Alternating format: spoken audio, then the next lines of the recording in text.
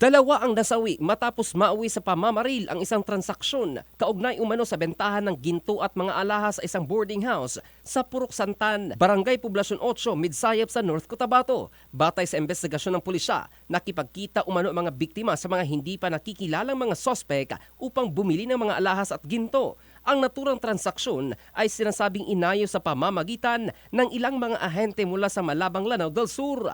Sa ulat mula sa Midsayap Municipal Police Station, habang isinasagawa ang transaksyon, bigla umanong bumunot ng baril ang isa sa mga sospek at pinaputukan ang mga biktima bago mabilis na tumakas kasama ang pera at mga alahas na nagkakahalaga ng higit 2 milyong piso. Kinilala ang mga nasawi na sina Dato Boots Aguilar Gainal, 54 anyos, at isang Muhammad Salilama Tula, 43, driver, kapwa residente ng Cotabato City. Sugatan naman ang isang Giamad Ferdausi, 32 anyos at residente ng Sultan Kudarat, Maguindanao del Norte na kasalukuyang ginagamot dahil sa tinamong tama ng bala. Ligtas naman ang 17 anyos na anak ni Gainal na kasama rin sa lugar nang mangyari ang krimen.